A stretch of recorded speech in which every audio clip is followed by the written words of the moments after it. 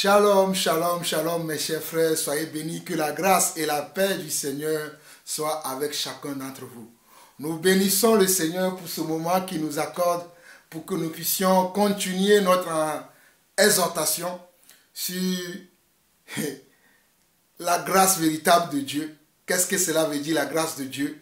Et qu'est-ce que nous devons attendre de cette grâce? Et surtout, qu'est-ce que Dieu nous réserve une fois que nous sommes morts, ou bien une fois que son jugement arrive sur terre. Mais avant de continuer, nous allons prier. Éternel notre Dieu, nous te bénissons, nous te glorifions, nous te donnons toute la gloire. Toi qui es notre Père, toi qui es notre Dieu, toi qui es notre Seigneur, toi qui es notre Sauveur. Papa, nous ne pouvons pas entamer ce moment sans pouvoir te dire à combien nous te sommes reconnaissants. Nous t'en sommes infiniment reconnaissants parce que sans toi, nous ne sommes rien et nous ne pouvons rien. C'est grâce à toi, c'est grâce à ton pardon, grâce à ta miséricorde, grâce à ton repos que tu nous as donné, que nous comprenons aujourd'hui ta parole et que nous comprenons aujourd'hui tes projets pour nous. Nous voulons te demander pardon si nous avons encore des lacunes, si nous avons encore des manquements et te demander de nous aider, papa, à abandonner, Seigneur Dieu, ces choses qui sont en nous, qui ne sont pas de toi, ou bien que tu n'apprécies pas et que tu n'aimes pas. Donne-nous maintenant, Seigneur Dieu, d'être des bons représentants, des dignes fils et filles de Dieu, et que partout où nous serons, que nous puissions, Seigneur Dieu, être un modèle pour nos frères et sœurs, ou bien pour ceux qui nous regardent, papa. Reçois la gloire, l'honneur et la puissance pour des siècles et siècles, au nom de Jésus-Christ. Amen. Alors, mes chers frères et sœurs, je disais tantôt que nous sommes dans notre moment d'exhortation où je veux vous dire encore qu'il n'y aura pas, alléluia, il n'y aura pas un plan B au ciel. Il n'y aura pas un plan B au ciel. La grâce de Dieu, c'est que toi qui m'écoutes, toi qui m'entends, c'est pour que tu puisses croire à la parole véritable de Dieu. Donc si tu ne crois pas à la parole véritable de Dieu, mais tu crois que tu vas obtenir une grâce spéciale au ciel, parce que notre Dieu est un Dieu compatissant, est un Dieu qui est plein d'amour et de bonté. Nous le croyons également qu'il est plein d'amour et plein de bonté, mais il a ses principes. Il a ses principes. Et ces principes, il nous l'a révélé par la parole. Il nous l'a révélé par ses serviteurs qui sont les apôtres qui nous ont laissé l'évangile que nous voyons aujourd'hui dans la parole de Dieu. Mais aujourd'hui, beaucoup ne veulent pas croire à cet évangile, ou bien beaucoup croient, mais comme il y a des faux prédicateurs, comme il y a des faux serviteurs, comme il y a des méchants, comme il y a des loups ravisseurs qui se sont introduits dans l'église, qui annoncent un autre évangile que le vrai évangile que nos prédécesseurs, les apôtres d'Adam, ont annoncé. Voilà pourquoi Dieu a permis que moi, Jean-Paul Ausson aussi, qui suis un apôtre, pointant comme celui-ci, je reviens toujours sur ce que le Seigneur nous a laissé comme doctrine, ce que le Seigneur nous a laissé comme enseignement.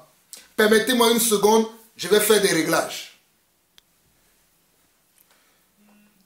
Donc, comme je disais, donc mes chers frères, comme je disais, il y a des gens qui pensent aujourd'hui que être dans le Seigneur nous permet de faire n'importe quoi, n'importe comment et n'importe où.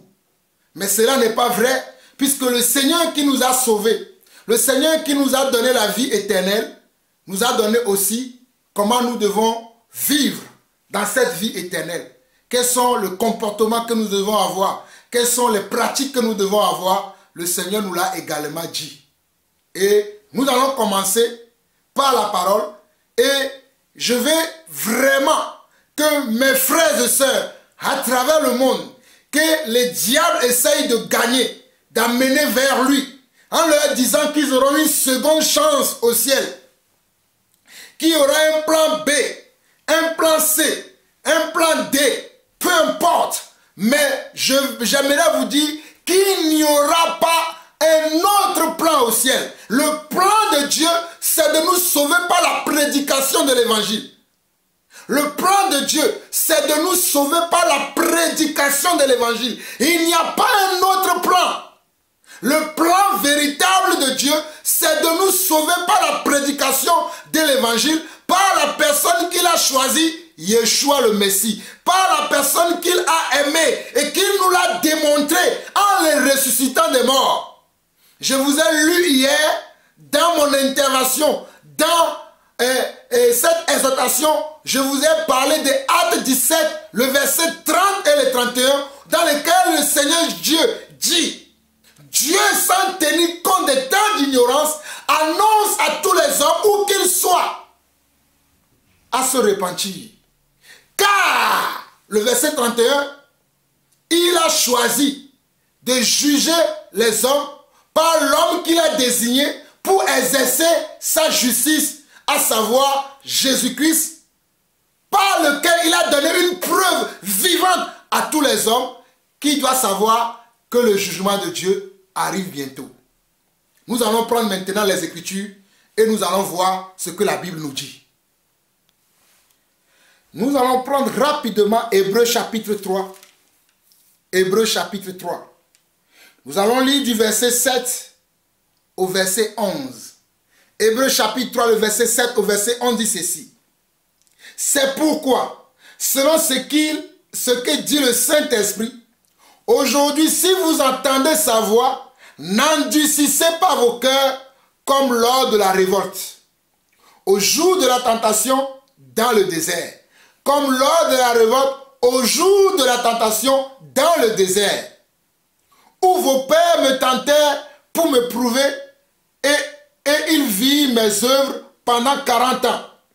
Aussi, je fus irrité contre cette génération, et j'ai dit: ils ont toujours un cœur qui s'égare. Ils n'ont pas connu mes voies. Je jurai donc dans ma colère, ils n'entreront pas dans mon repos. Je ne sais pas si vous comprenez ce que nous venons de lire. Je le relis encore et je vais vous l'interpréter. C'est pourquoi, selon ce que dit le Saint-Esprit, c'est pourquoi selon ce que dit le Saint-Esprit, c'est pourquoi selon ce que dit le Saint-Esprit, par l'esprit de rébellion, par l'esprit de mensonge, par l'esprit de garement, mais le Saint-Esprit dit ici, c'est pourquoi selon ce que dit le Saint-Esprit dans Hébreux 3 verset 7, aujourd'hui, si vous entendez sa voix, n'endurcissez pas vos cœurs comme lors de la révolte. Aujourd'hui, si vous entendez sa voix, n'endurcissez pas vos cœurs comme lors de la révolte, au jour de la tentation dans le désert. Mais qu'est-ce qui s'est passé dans le désert? Lorsque le Seigneur avait sauvé son peuple des mains de Pharaon et qu'il était destiné comment? À aller sur la terre de Canaan, il y en avait parmi eux certaines personnes qui se révoltaient contre Dieu. Tous ne se sont pas révoltés contre Dieu.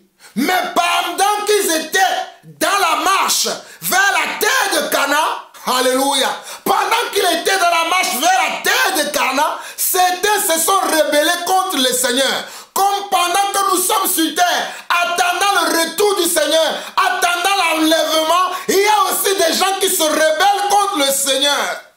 Pendant que nous attendons le retour du Seigneur, pendant que nous attendons et nous hâtons l'avènement du Seigneur, il y a aussi des frères et sœurs qui se rebellent contre le Seigneur.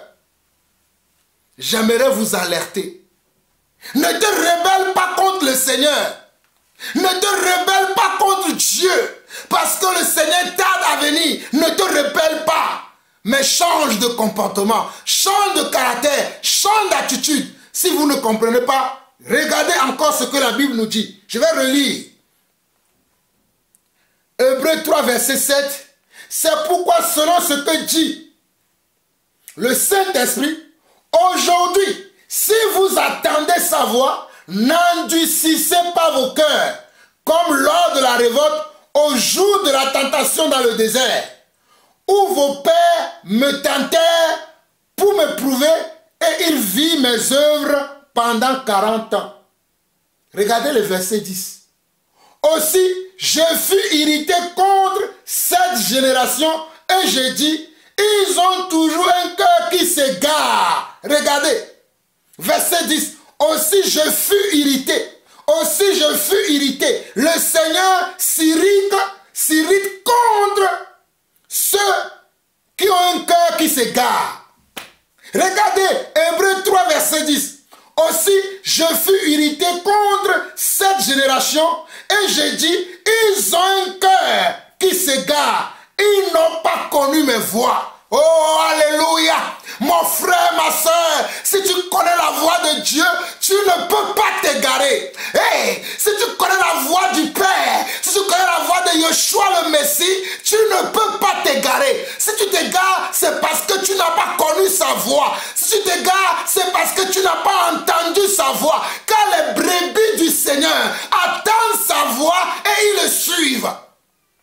Il ne peut pas s'égarer et nul ne peut les ravir de sa main. Toi, qu'on te ravit de la main du Seigneur, je peux t'assurer aujourd'hui que tu n'as jamais entendu la voix de notre Dieu. Mais si tu l'as déjà entendu, si tu l'as déjà connu, tu ne peux pas écouter une autre voix que d'écouter la voix du Seigneur. Si tu t'égares, tu ne l'as jamais connu.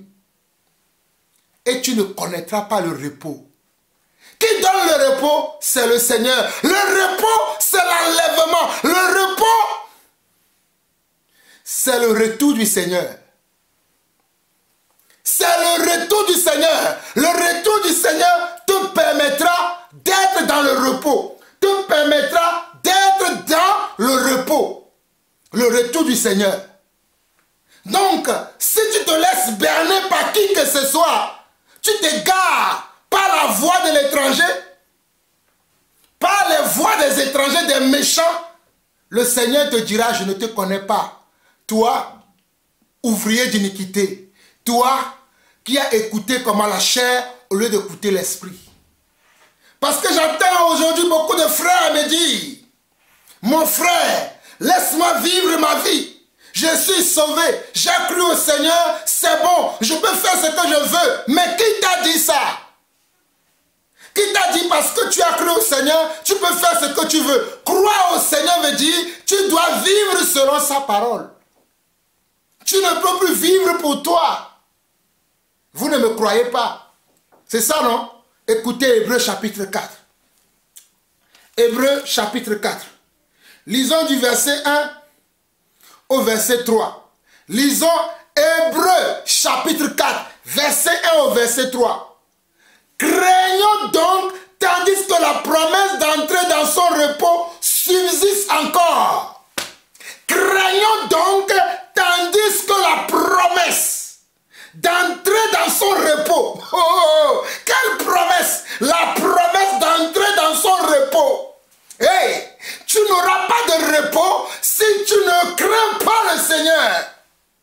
Si tu ne crains pas le Seigneur, crois-moi mon frère, crois-moi ma soeur, tu peux être populaire, tu peux être connu de tous les hommes, tu peux être le plus riche des riches, tu peux être le plus sage des sages, mais si tu ne crains pas, oh, Sharabosa, Ikandaramahayarasete, Roboshi Kamanda, Maikorobosondo Roboraba, Rekerabashende Rekoria. Hey, mon frère, ma soeur, si tu ne crains pas le Seigneur, mais tu t'attends à avoir le repos éternel, je te l'annonce aujourd'hui.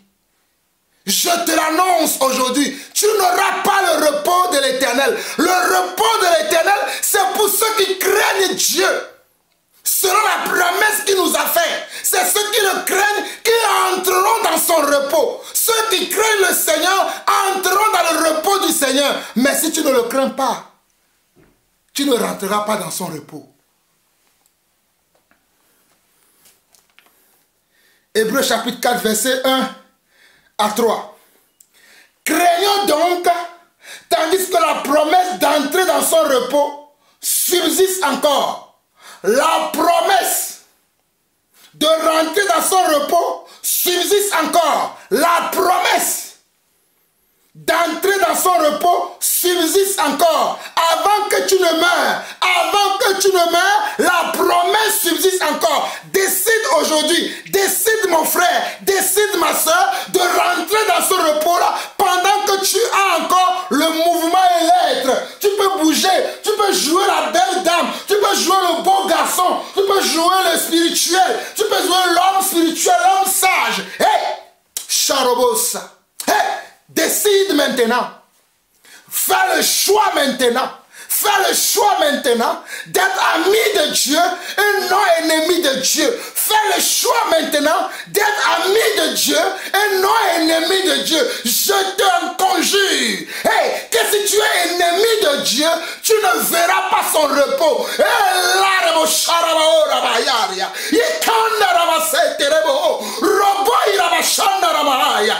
ceux qui vont entrer dans le repos du Seigneur, ce sont des amis. Ceux qui vont entrer dans le repos du Seigneur, ce sont ses amis. Voilà pourquoi le Seigneur a dit, je ne vous appelle plus des Alléluia, des frères, mais je vous appelle des amis. Jean 15. Mes brebis entendent mes voix et ils m'écoutent. Le Seigneur n'appelle plus les gens des frères, il les appelle ses amis. Si tu es ennemi de Dieu, crois-tu que tu verras Dieu? On t'a trompé. Regarde ce que la parole dit. Verset 2 de Hébreux chapitre 4. Verset 2, Hébreux chapitre 4. Je vais utiliser que ces deux passages. Tout le temps maintenant, je prendrai deux passages, deux chapitres dans la Bible pour vous alerter par rapport à ce qui va se passer.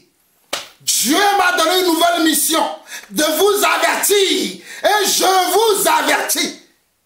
J'ai dit, je ne prendrai que deux passages. Mais je vous dirai la vérité. Regardez, Hébreux 4, verset 2. Cette bonne nouvelle nous a été annoncée aussi bien qu'à eux. Cette bonne nouvelle nous a été annoncée aussi bien qu'à eux. Mais la parole qui leur fut annoncée ne leur servit de rien, parce qu'elle ne trouva pas de la foi chez eux, parce qu'elle ne trouva pas de la foi chez ceux qui l'entendent. Regardez, Hébreux 4, verset 2. Cette bonne nouvelle nous a été annoncée aussi bien qu'à eux. Qui sont ceux-là qu'on appelle à eux? C'est ceux qui sont des incrédules. C'est ceux qui ne craignent pas Dieu. C'est ceux qui sont Dieu pour eux-mêmes. C'est ceux-là qui se plaignent de tout. Qui se disent, laisse-moi vivre ma vie, mon frère. Oh, si ton Dieu ne veut pas que tu cours, si ton Dieu ne veut pas que tu ailles avec des femmes de gauche à droite, moi, Dieu m'a sauvé. Il m'a sauvé une fois pour toujours. Je peux aller avec des femmes de gauche à droite parce qu'il m'a déjà sauvé. Hey, regardez bien. Verset 2. Hébreux chapitre 4.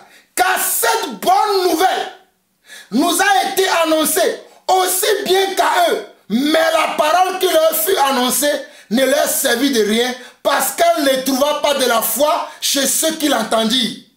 Pour nous qui avons cru, nous entrons dans le repos, selon qu'il est dit, je jurai dans ma colère, ils n'entreront pas dans mon repos. Il dit cela, quoique ses œuvres aient été achevées depuis la création du monde.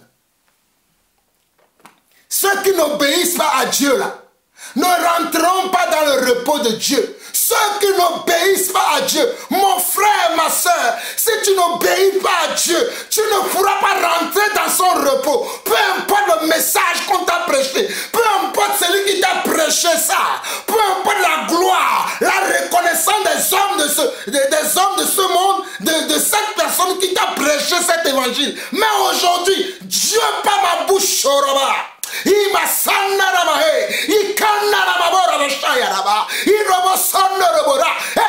Dieu par ma bouche, la bouche d'un homme qui a cru à l'évangile véritable.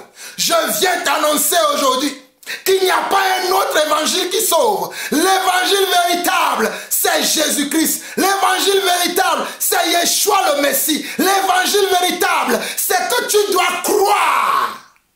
Hébreux 4.2 dit quoi? Je relis encore Hébreux 4.2. La foi vient de ce qu'on entend, et ce qu'on entend vient de la parole de Dieu. Hébreux 4.2 dit, car cette bonne nouvelle nous a été annoncée aussi bien qu'à eux. Mais la parole qui leur fut annoncée ne leur servit de rien parce qu'elle ne trouva pas de la foi chez ceux qui l'entendirent. Parce qu'elle ne trouva pas de la foi chez ceux qui l'entendirent. Alors mon frère, lorsque nous prêchons la parole, nous voulons que tu puisses le recevoir par la foi. Non pas par les raisonnements, non pas par les sentiments, non pas par les émotions, mais nous voulons que tu le reçoives par la foi. Et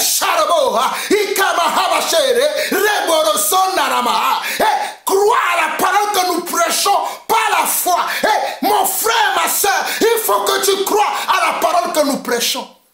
C'est ça qui est la vérité. Mais si tu ne veux pas croire, tu veux vivre comme monsieur tout le monde, tu veux vivre comme madame tout le monde, tu ne rentreras pas dans le repos.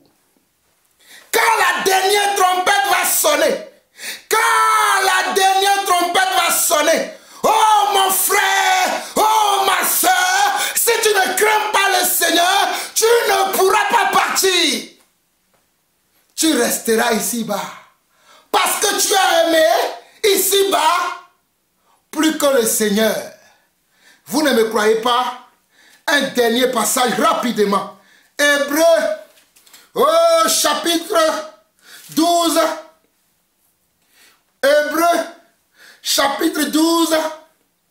Hébreux, chapitre 12 qui dit, verset 3 au verset 4 qui dit, considérez en effet celui qui a supporté contre sa personne une telle opposition de la part des pécheurs, afin que vous ne vous lassiez point l'âme découragée.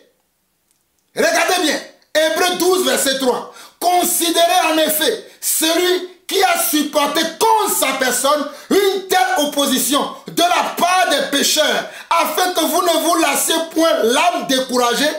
Vous n'avez pas encore résisté jusqu'au sang en luttant contre le péché. Vous n'avez pas encore résisté jusqu'au sang en luttant contre le péché. Vous n'avez pas encore résisté jusqu'au sang en luttant contre le péché. Mes chers frères et sœurs, tu dois lutter contre le péché. On ne doit plus voir le péché dans ta vie. On ne doit plus voir le péché chez toi. On ne doit plus sentir le péché autour de toi, ni dans ta vie. Le péché ne doit plus se trouver chez toi. Parce que c'est pour le péché que Christ, alléluia, le Mashiach, oh le Mashiach est allé mourir à la croix pour ton péché, pour mon péché, pour le péché du monde. Mais il veut, le Mashiach ne veut pas que tu ailles encore pécher. Le Mashiach, oh Robo Sanarama, Mashiach, le Mashiach ne veut pas que tu ailles pécher. Mais toi mon frère, ce prédicateur populaire, cet homme populaire te dit va pécher. Une fois sauvé, sauvé pour toujours. Je viens te le montrer dans Hébreux 7. Hébreux chapitre 3. Le verset 7 au verset 11. Et du verset 11 jusqu'au verset 15. Lis mon frère. Tu ne pourras pas rentrer dans le repos du Seigneur si tu demeures dans cet état de pécheresse. Dans cet état de pécheur, tu ne pourras pas rentrer dans son repos. Je viens t'alerter. Hey, la trompette va sonner bientôt. La trompette va sonner bientôt. Le frère avec qui je parlais, quand le Seigneur m'a donné ce message, le frère est un frère qui vit dans la fornication. Et le Seigneur m'a dit, va chez lui, va lui parler. Je suis parti chez le frère, je l'ai exhorté pendant 1 heure, je suis rentré chez moi. Et il y a une semaine, le frère m'a appelé pour me demander, mais de quel droit tu es venu m'exhorter? Dieu connaît ma vie. Dieu sait que j'ai des péchés mignons, mais il m'a fait grâce. Hey, j'ai dit mon frère, Dieu te connaît, Dieu t'a fait grâce, mais Dieu ne veut pas que tu demeures dans le péché mignon. Dieu veut que tu laisses le péché mignon. Il m'a dit non, mon frère, j'ai obtenu déjà la grâce. Et cette grâce va se confirmer au ciel. J'ai dit mais la grâce se confirmera au ciel pour ceux qui gardent l'alliance, pour ceux qui gardent la parole de Dieu, pour ceux qui craignent Dieu. Si tu ne le crains pas, tu ne rentreras pas dans le repos. Si tu ne le crains pas, tu ne rentreras pas dans le repos. Si tu ne crains pas le Seigneur, tu ne rentreras pas dans le repos. Le repos du Seigneur, c'est le Mashiach, c'est Jésus-Christ de Nazareth. C'est celui-là qui est le chemin, la vérité et la vie. Il a dit, si vous m'aimez, gardez mes commandements. Il a dit, si vous m'aimez, gardez mes commandements. Et je ne vous appellerai plus comment? Toi, tu ne gardes pas les commandements. Et tu dis que tu aimes Dieu. Celui qui aime Dieu, c'est celui qui garde ses commandements. Celui qui aime Dieu, c'est celui qui garde ses commandements. Et ces commandements ne sont pas pénibles. Mais quand tu trouves le commandement de Dieu pénible, mais tu ne trouves pas le fait d'aller pécher pénible, le fait d'aller mentir, le fait d'aller frauder, le fait d'aller voler, violenter, commettre l'adultère, commettre des meurtres, commettre le vol, tu ne trouves pas ça que cela est pénible, mais tu trouves le fait de te retenir, de ne plus voler, de ne plus aller tromper les gens. Tu trouves ça pénible? Mon frère, tu es averti. Il n'y aura pas de plan B au ciel. Il n'y aura pas une seconde chance au ciel. Il n'y aura pas une deuxième grâce au ciel. La grâce c'est maintenant. La grâce c'est maintenant quand tu écoutes sa voix de ne pas endurcir ton cœur. Que le Seigneur t'ouvre les yeux afin que tu sortes de cette mascarade spirituelle et de revenir au roi des rois, le Mashiach, devant qui je m'incline encore pour ce moment qu'il m'a accordé. Je ne suis rien. Croyez au Mashiach. Le Mashiach revient. Le Mashiach revient. Le Mashiach. Le Mashiach. Le Mashiach revient. Croyez en lui. Shalom.